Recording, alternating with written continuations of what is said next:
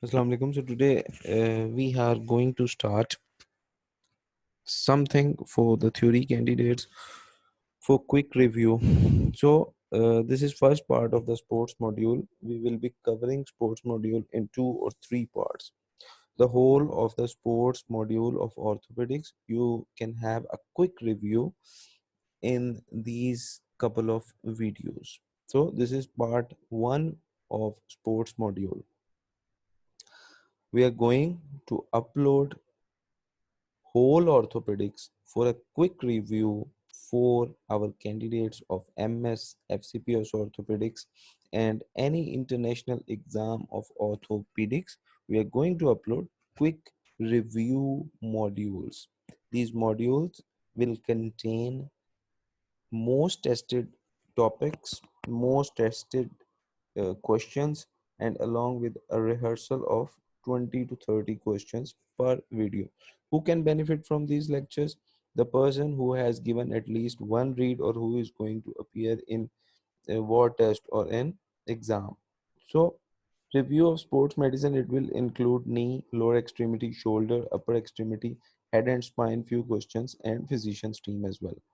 So knee injuries, as you all know, that knee injuries are very common. Knee injuries are repeatedly tested in the exam. Knee injury questions in CPSP exams, almost 6 to 7 questions in each exam.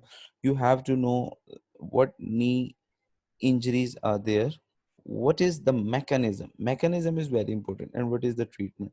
So first let's start with the anatomy and the biomechanics. There are a number of questions from the anatomy section and from the biomechanics section in the last exams. So you must be knowing that there is ACL, PCL, medial collateral ligament, lateral collateral ligament, posteromedial corner, posterolateral corner. So there are different in anatomical landmarks that you must be knowing.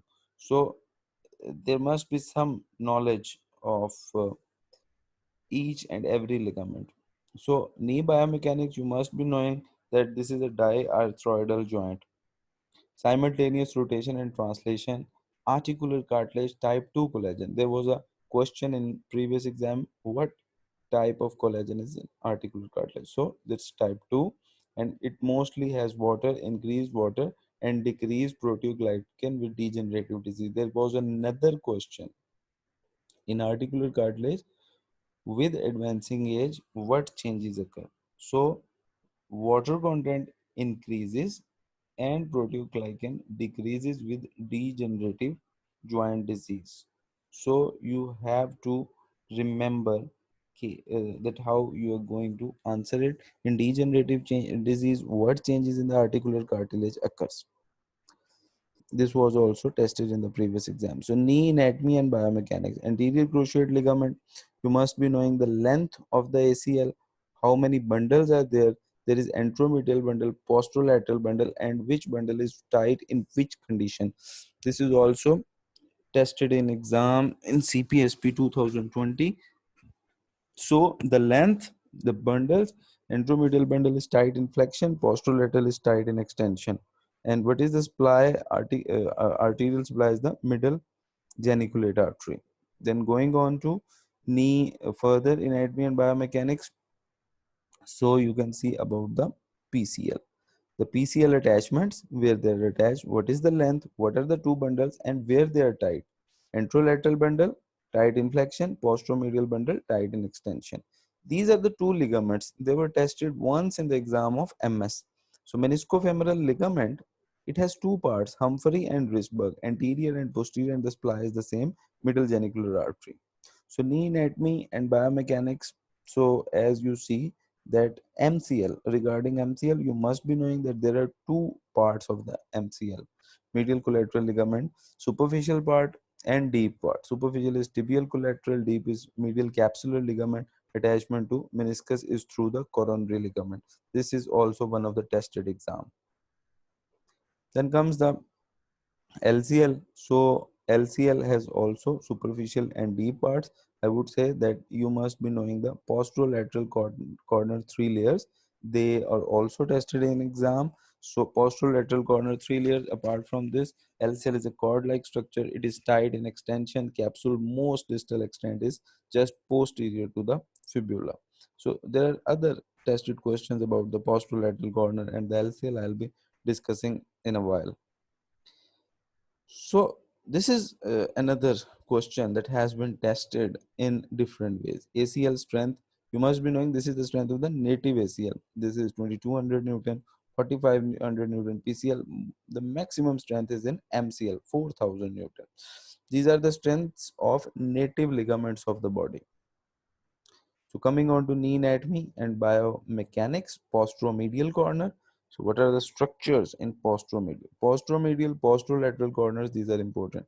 You can see these are beautiful pictures that you can see. The sartorius, superficial MCL, posterior oblique ligament, semimembranosus and deep MCL.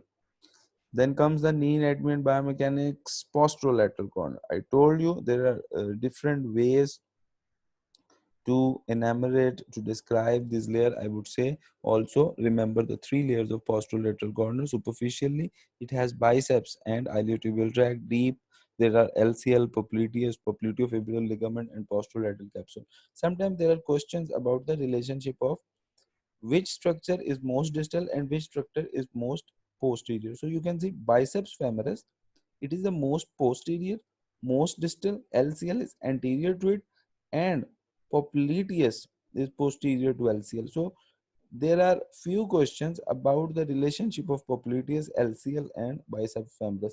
You must be knowing this. Now coming on to patellofemoral joint. Patella increases the moment arm fully engage when the patella fully engages to the anterior part of the femur at the 40 degree of flexion. So forces, you must be knowing 3 to 5 time body forces are at the patella. Cartilage is 5 mm thick, also a university tested question. Two facets, medial and lateral. Medial is proper and odd, lateral is longer and wider. MPFL. There were a number of questions on MPFL. It is the key restraint of the MPFL is the key restraint for patella. So there are different restraints, static and dynamic. I will be guiding you in a couple of minutes. So coming on to, this is a beautiful picture. You can have something to memorize about the anatomy. Quads tendon, MPFL. This is the MPFL, that is the key restraint, static key restraint. Now coming on to meniscus. Regarding meniscus, there are always a couple of questions that test the meniscus. It is a crescent shape, 20 to 30% vascular, medial and lateral. Supply is by geniculate artery. Medial is C-shaped and lateral is semicircular. Remember this thing. This can also be tested. Depends tibial surface, secondary stabilizer. So, sorry, it depends the tibial surface and it is the secondary stabilizer.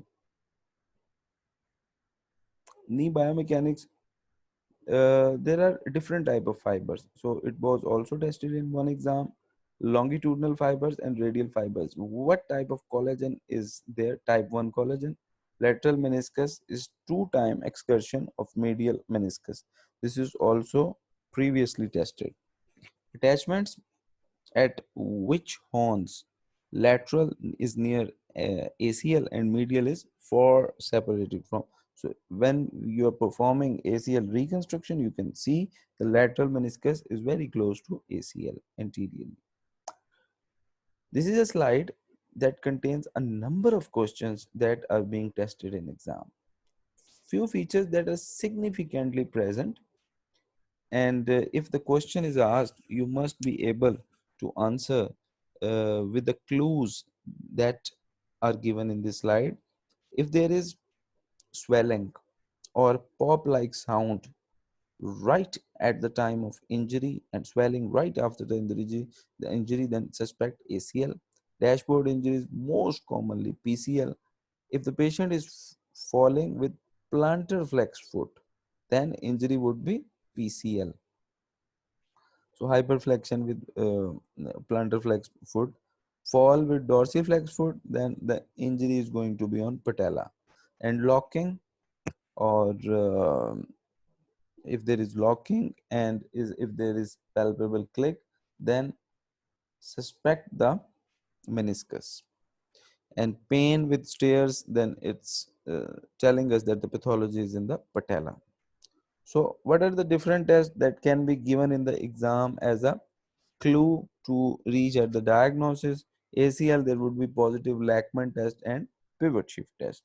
And in PCL, posterior draw quads active test, MCL, valgus stress at 30 degree, isolated MCL, isolated LCL, varus stress at 30 degree.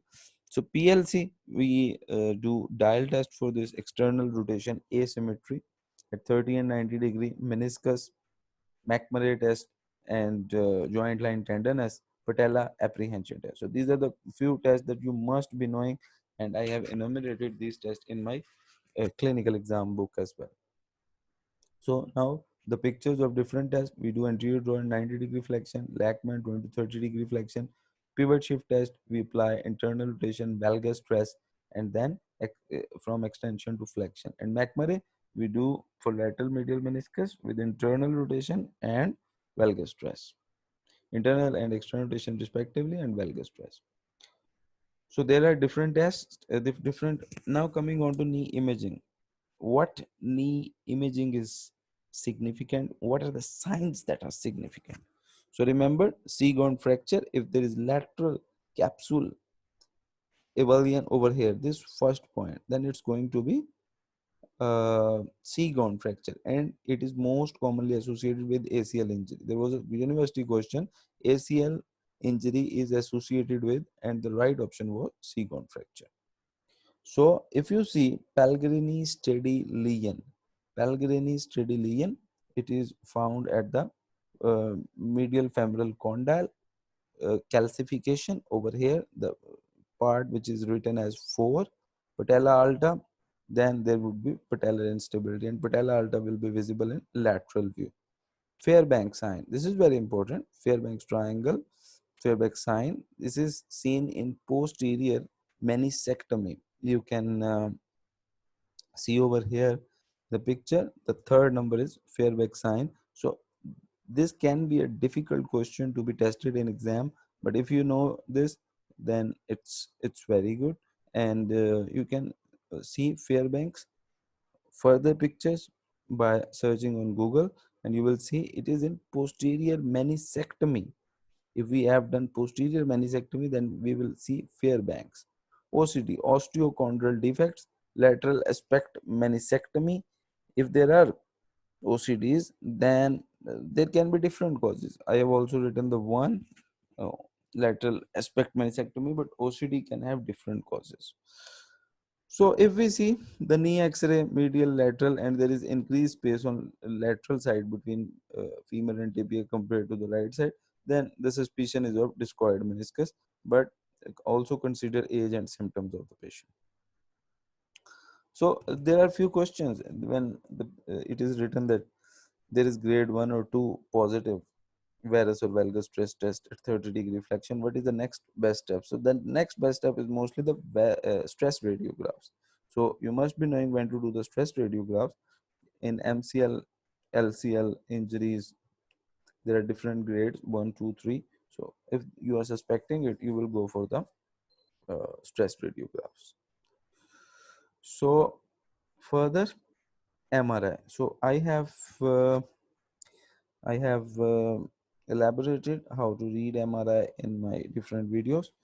So here I will tell you briefly. MRI, you can have a lot of findings from MRI. Till now, in exam, MRI images are not given, but the findings can be given. Meniscal ligamental tears are excellent, can be excellently seen. Bone bruises, osteochondral defects, and the other LFC and LTP, middle and posterior one third with ACL, they can also be seen. So in the picture, he has pointed out the bone bruises, multiple bone bruises. We can have a lot of information in the MRI. MRI is the gold standard. Sorry, the knee arthroscopy is the gold standard. MRI has less sensitivity and specificity than knee arthroscopy. So if someone asked one best test to identify to the most sensitive and specific and gold standard test for detecting knee ligamentous injury, the answer would be arthroscopy. Arthroscopy is often tested in the exam, and the portals are asked in the exam. Which is the viewing portal? So you all must be knowing infralateral or the lateral portal. Anyone can be written in the exam. There are different portals. You must be knowing the names of every portal and what these portals are used for. Quest view is also being asked, and there was another question: the scope angle, that is 30 degree. Usually the scope angle is 30 degree.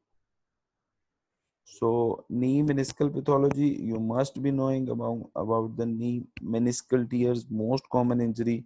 It is a high risk in ACL deficient knees. In ACL deficient knees, medial meniscal injuries are most common. Acute injury of ACL is associated with lateral meniscus, but chronic injuries are associated with medial meniscus injuries. If it is young, then trauma can be the cause, and peripheral tears are more common, and associated ACL injuries are found. If it is older, then most likely the degenerative tears. So, knee meniscal pathology, uh, partial meniscectomy we do if irreparable, and minimal removal. Degenerative disc risk proportional to the amount of the removed. The more the amount removed, more the chances. Thermal injury can cause chondral injuries. MRI false positive results are there, no doubt. So then when we go for meniscal repair, there was question in the last exam in CPSP, what is the best tear that will respond to meniscal repair? So you must be knowing if the peripheral tear, vertical tear, red area, or red white, but the best answer would be red area. Improved healing with combined ACL reconstruction. There was another question: ACL and medial meniscus both are injured, will you do it simultaneously? The answer is yes, simultaneously. And how they heal by inflammatory cells. Technique, there are different techniques. So open outside in, inside out. So vertical mattress suture is the strongest. There was a question in this slide. There are 4 to 5 questions that have been asked. One is meniscal repair in which kind of tears? So you will go for peripheral tears and red zone. This is red zone, red white, and white depending upon the vascularity. So the other thing is improved healing with combined ACL reconstruction. What is the standard technique? This was also a question. So inside out is the standard technique with vertical mattress suture. So remember this thing. Then these are the complications, and these have been asked. Medial meniscal repair is associated with saphenous nerve injury. Lateral is associated with peroneal nerve injury. So nerve question have been asked previously. What are the different techniques? Although no questions have yet been asked about it, whatever I have told you, it's these all were tested previously. So these are few results which are comparing uh, inside out, outside in. So still the strongest suture is vertical mattress, and it is a standard suture. So what next we can have? We can have something more in meniscus advancement, but they in exam they will not ask up to that limit. So this is the technique of vertical macro suture. Now meniscal transplantation. Yes. So there was question of meniscal transplantation. What is the indication and what are the long-term complications?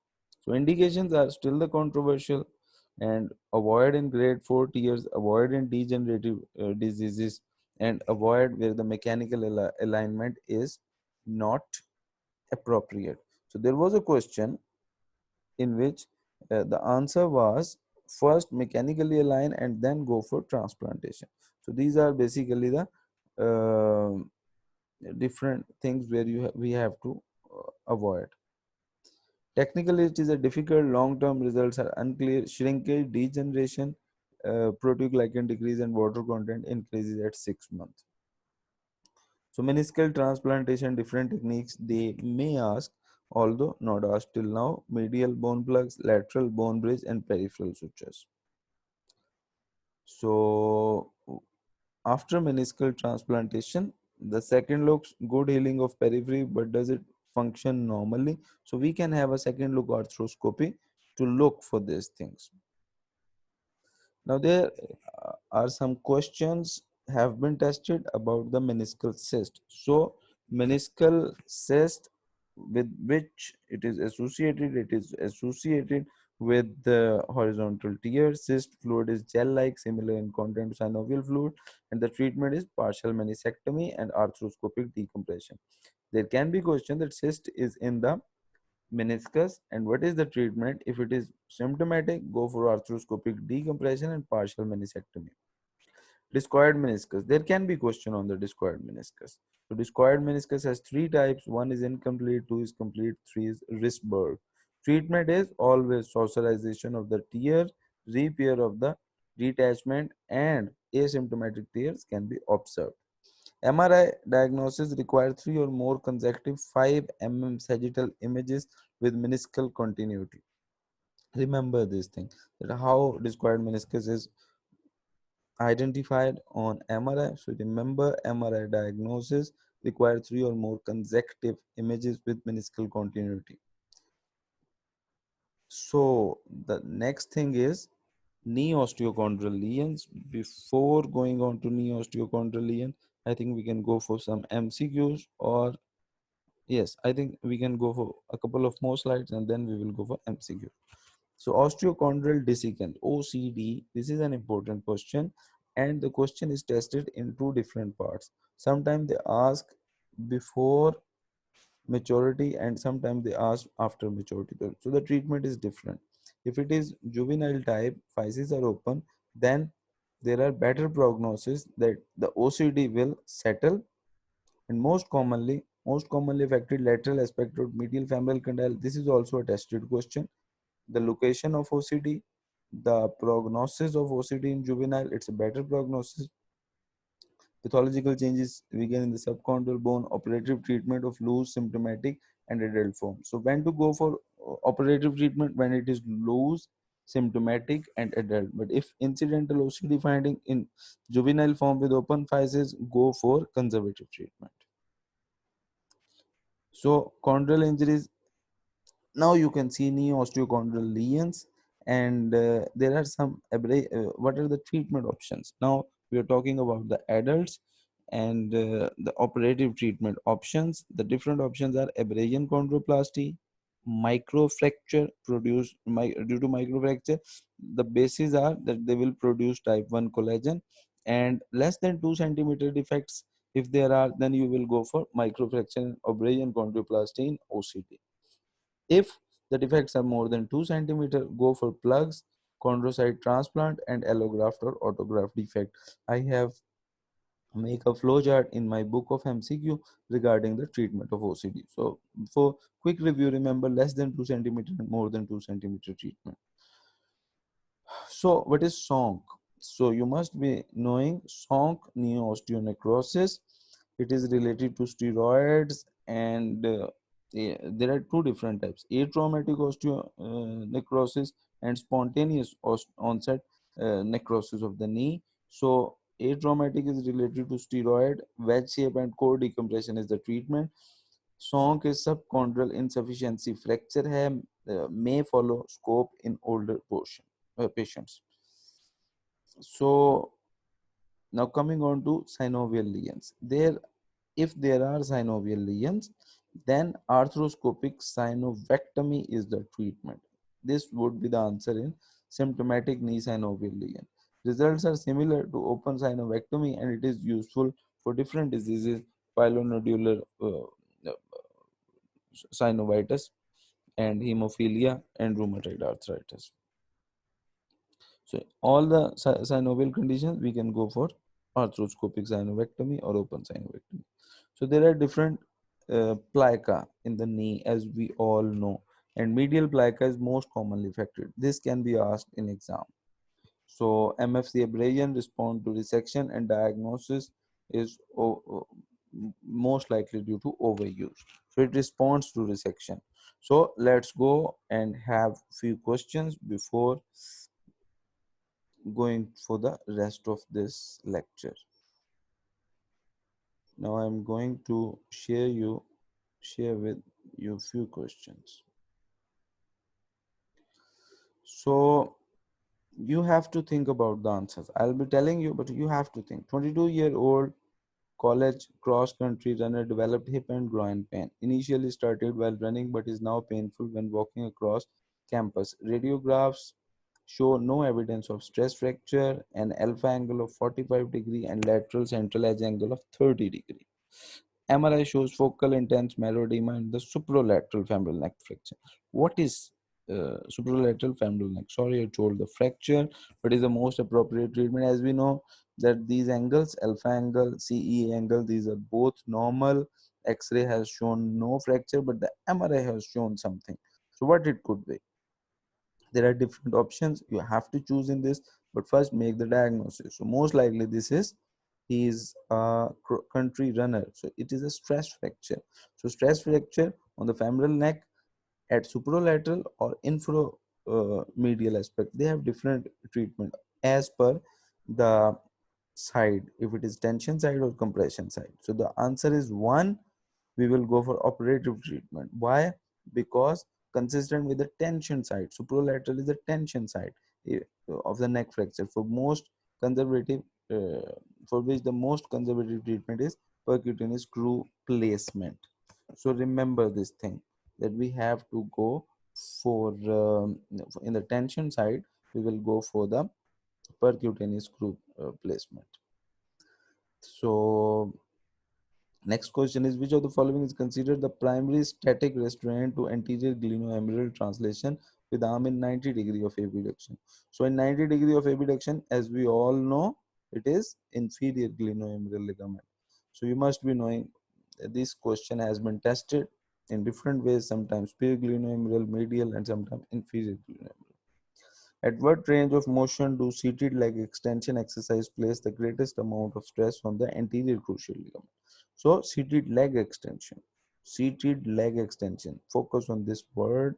Seated leg extension exercise plays the greatest amount of stress. So anything that is pushing the knee, so it is 0 to 30 degree.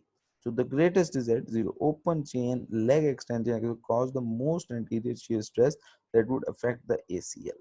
So remember this thing.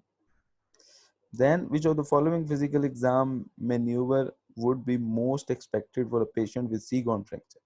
Just I told you, so positive Lachman test would be, because it is associated with C-gone fracture. Here you can see it is associated with ACL injuries.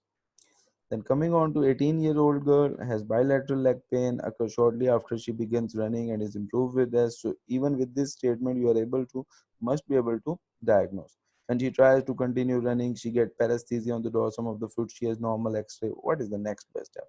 So normal X-ray means we have ruled out the stress fractures. Normal X-ray mean, and the pain is always with the running and improve with the rest. So we have ruled out the stress fracture, resting MRI, bilateral tibia, venous Doppler. So the best answer would be that consistent with the, as it is a compartment syndrome, chronic exertional compartment syndrome. So the answer would be D, post exercise compartment pressure. So it is very important. You must knowing it.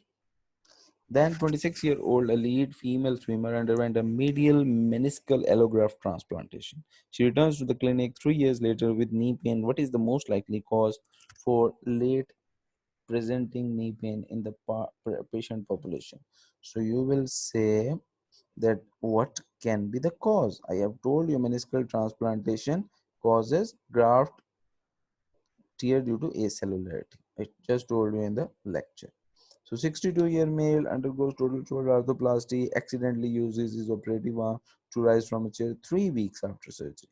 Claims of anterior shoulder pain. Radiographs are significant for anterior shoulder dislocation. So most likely cause among this, it would be subscapularis rupture. It's an easy question. The 20-year-old male football sustains a knee injury after being hit below the knee while blocking. You suspect a PLC injury. So, but also concerned about the PCL. Which of the following positive exam findings indicate combined injury? Remember, there have been one question about dial test in 3 consecutive exam of CPSP. So the answer is 5. Positive delta is 30 and 90 degrees. Then coming on to 6-year-old boy complains of clunking sound in his knee. He has no associated pain and denies trauma. He can elicit sensation when moving his knee from flexion into extension. Is otherwise healthy with no birth or developmental issue. There is palpable clunk felt over the anterior knee through range of motion. There is no obvious instability, tenderness, or and head patellar tracking normal. So look at the age, look at the clunking sensation, and look at all the other unremarkable things. So most likely he's having. So he in the answer he hasn't written the correct word. It is a discoid meniscus, so he has written E, abnormal meniscal pathology. Coming on to 16-year-old basket player sustained non-contact knee injury. When she lands from a rebound, she develops immediate swelling and is noted to have a hemarthrosis. What is the most likely diagnosis? So remember the age, the non-contact injury, lands from a rebound, immediate swelling, and is noted to have hemarthrosis. What is the most likely diagnosis? ACL, I have told you that immediate swelling, uh, clue, then suspect ACL. Following meniscal repair, saphenous nerve is more common injured with which of the following techniques? I have told you previously, so remember inside out medial repair.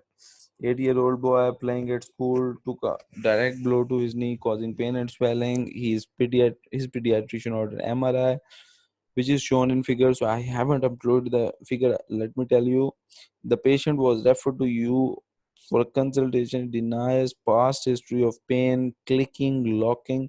Knee exam is unremarkable. Radiograph of the knee in your office are normal. What course of action will you recommend?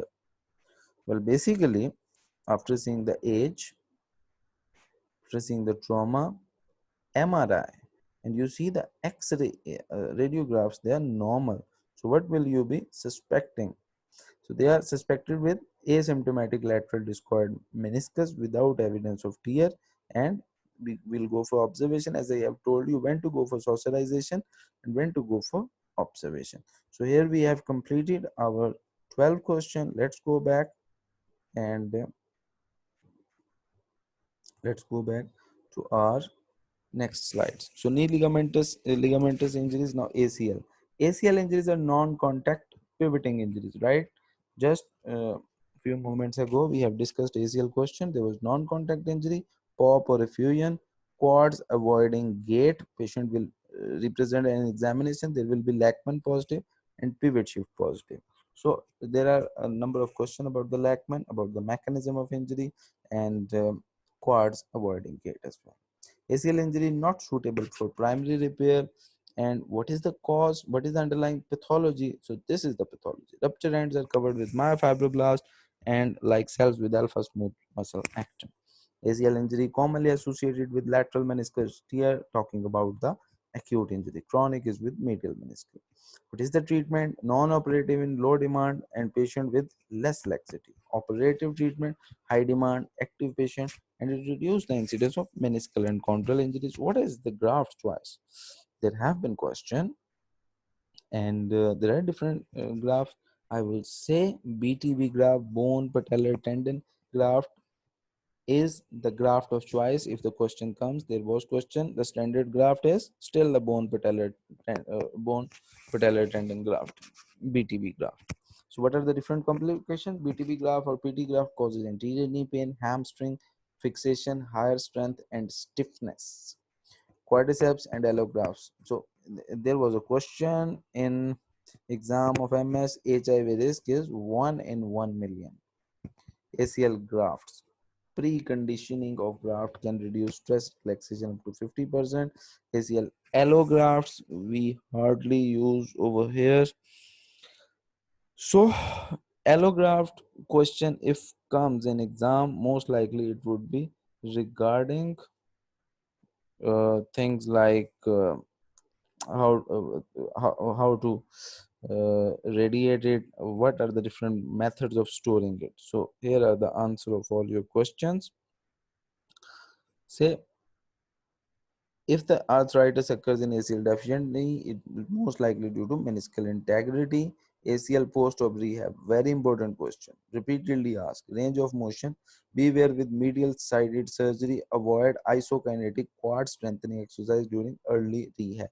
Immediate weight bearing reduces patellofemoral pain. And there was another question, pre-operatively, you must have full range of motion to avoid arthrofibrosis.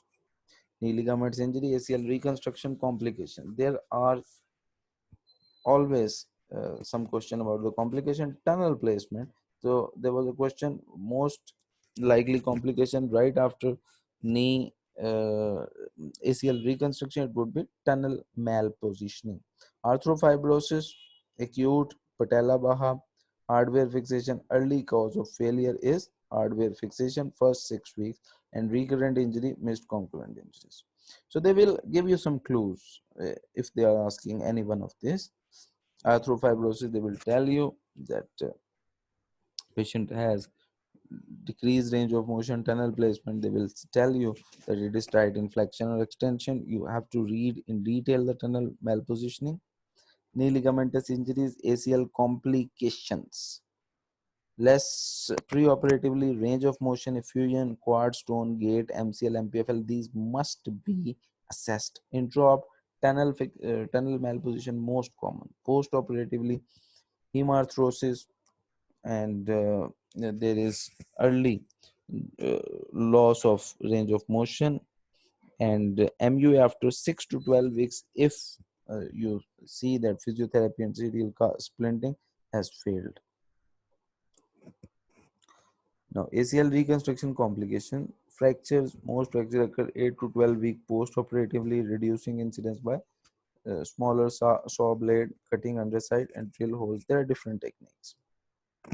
So knee ligamentous injuries. Next is ACL reconstruction complication में tunnel osteolysis, cycloplea. This question was also tested. Cycloplea is associated with ACL reconstruction. And what is it? Fibroproliferative tissue block extension, click at terminal extension. Must be knowing about the cycloplea. Knee ligamentous injuries, the ACL tunnel placement, tunnel anterior, strain inflection. If there is some malpositioning, this is a beautiful picture taken from Miller's Orthopedics. You must be seeing it. And tunnel, if the tunnel is too anterior, it will be strain inflection, too posterior, strain in extension. And coming on to other knee ligamentous, tibial tunnel angle of 75 degree or more in the coronal plane, associated with greater loss of flexion and laxity. Placement of twice as much tendon result in more than 50% increase in strength at 6 weeks. So this is a beautiful picture that is describing the ideal position of the tunnel and what divergence would have caused the problem. You must know it. So ACL shrinkage, radio frequency treatment of 18 canine ACLs result in 100% ACL rupture at 8-week port. So knee ligamentous injuries, ACL injury prevention, skier training, beneficial for elite, skier not. So there are different things that may not be asked. Let's go. PCL injury. So PCL injury mechanism is very important. Blow to the tibia, plantar flex foot, hyperflexion or extension. And then displaced inflection, posterior drawer. What are the physical examination tests? Posterior drawer, quads active, and reverse pivot shift. So PCL injury, how to manage it? Remember this table. This has also been taken from Miller's Orthopedics. Remember this table. If there is bony avulsion, go for operative. Isolated PCL, non-operative, favored by some surgeon if posterior draw improves by internal rotation. This is important point. Quads rehabilitation, extension brace for 2 to 4 weeks of grade 3 injury. Late chondrosis, MFC and patella combined injuries, then go for reconstruction. So extension brace for 2 to 4 weeks is the non-operative treatment, and here we have acute PCL injury, isolated grade 1 and 2, non-op. Grade 3, young athlete, and then we go for operative, and if no, then we go for non-operative. Abelian injury always open. If there are combined injuries, then there are different methods to operate. Now, knee ligamentous injury, PCL reconstruction. So there can be question about tibial, transtibial and tibial inlay technique. What is killer turn? There can be a question, and two bundles that we have, and at which angles you have to fix it. Anterolateral graft tension in 90 degree and posteromedial tension in 30 degree. This is an important question. Post-op immobilizing extension, protect versus gravity, and quads rehabilitation. What exercises to avoid? You must be knowing. Inlay technique result in less graft attrition and failure. Two bundle technique results in better stability in extension and flexion. So MCL injury, we will cover the rest of the injuries in our next section.